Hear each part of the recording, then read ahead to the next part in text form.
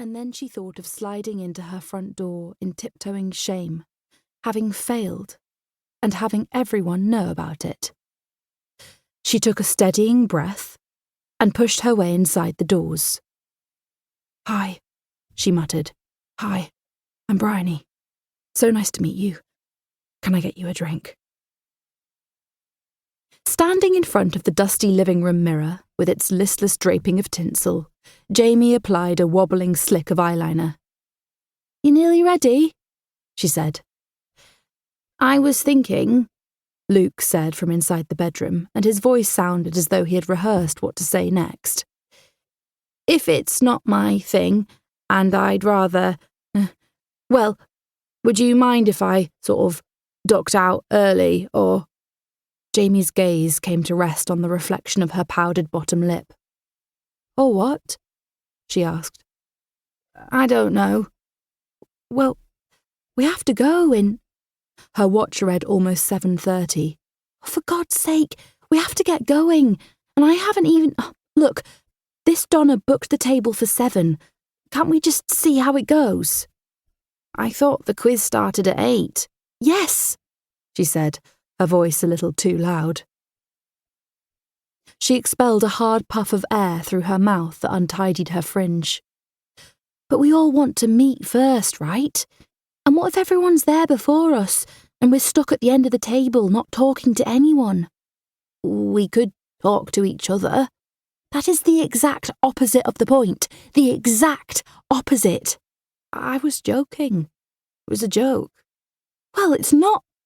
She caught sight of her startled eyes in the mirror and wondered why it should be a joke that they should have each other to speak to. "Funny," she finished. "Well," he started again, "what do you think about what I just said?"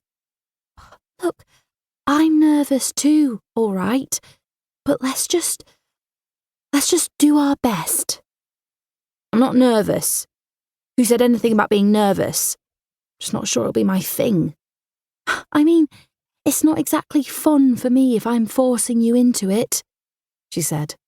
She snatched up a lipstick and dragged the dark plum colour across her bottom lip. Pressing her lips together, she felt the sticky snags of dried skin that she then attempted to prise off with 2 pinched fingers. All that she could hear from the bedroom was Luke's sigh. "Well, thanks for sort of ruining it for me," she said, to prompt a response.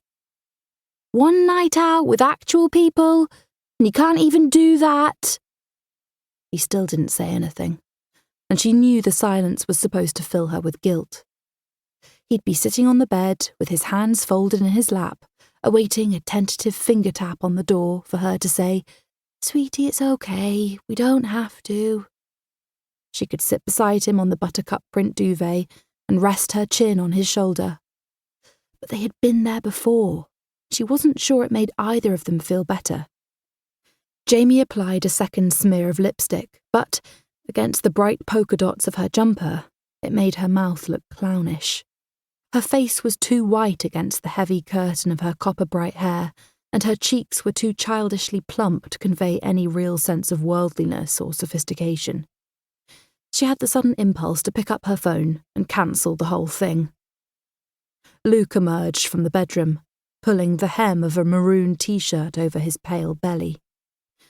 He was neither short nor especially tall, with silky fine hair growing too long now, that was not quite blonde, but not dark enough to be called brown. Even his clean, rimless glasses, almost invisible in certain lights, left the impression that he might not be wearing glasses at all. "Whatever. Let's go, then," he said. Sometimes Jaime wasn't sure if the tender quality of his pink skin had changed since they were children. "You look nice," she said. She tried to smile, but had to disguise the odd shape she could feel her mouth making by turning away. The Five Bells was the only pub on the Crystal Palace Triangle that hadn't yet been gentrified. The mahogany doors, increasingly stiff on their hinges, were scuffed by 2 decades of feet kicking them open.